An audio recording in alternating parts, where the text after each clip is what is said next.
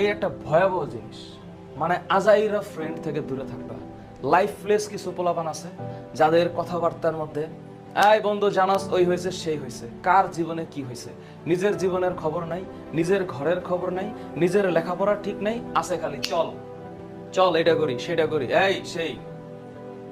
No, হ্যাঁ, always মাথায় রাখবা দুষ্ট গরুর চেয়ে শূন্য গোয়াল ভালো। জীবনে অযাচিত ফ্রেন্ডের দরকার নেই।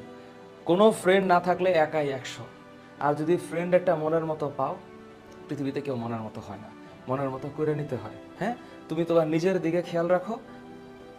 বাই চান্স তোমার যদি ফ্রেন্ড কন্টিনিউ করার বা ফ্রেন্ডশিপ বজায় রাখার ক্ষমতা থাকে, অটোমেটিক তোমার লাইফের সাথে কিছু মানুষ জুড়ে যাবে।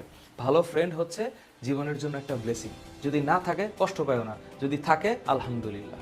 কিন্তু আইডেন্টিফাই করে অসৎ সঙ্গ যেন না থাকে।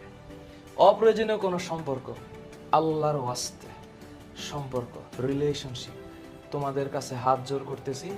হ্যাঁ, এখন মনে করো যে হরমোনাল যে বাড়ি, কত কিছু যে ভালো লাগবে না, আহা দেখলেই ভালো লাগে। ওয়াও, এমন করে তাকাইছে ভালো লেগেছে, ওইভাবে হাসি দিয়েছে ভালো লেগেছে, ভালো জিনিস ভালো। কিন্তু এখানে একটা শব্দ আছে লিপ্ত। এই লিপ্ত মানে হচ্ছে আটকে যাওয়া, স্টিক হওয়া যাবে না। হ্যাঁ, ওকে ছাড়া আমার জীবনটা বাঁচবে না, এর চাইতে মিথ্যা কথা আর হয় না। জীবনের জন্য লাগে অক্সিজেন, মানুষ তো। হ্যাঁ, এইসব ফাও বলি, এই সকল ডায়লগ মুভির স্ক্রিনে ঠিক আছে, হ্যাঁ, বাস্তব জীবনে ঠিক নেই। বাস্তব জীবনে আবেগ বিবেক দুইটাই লাগবে। শুধু আবেগ কাজ করলে আর বিবেক না কাজ করলেও হবে না, আবার বিবেক না কাজ করে আবেগ কাজ করলে হবে না। আবেগও লাগবে বিবেকও লাগবে, দুইটা জিনিসের সুন্দর সম্মিলন থাকবে। Last point, social media,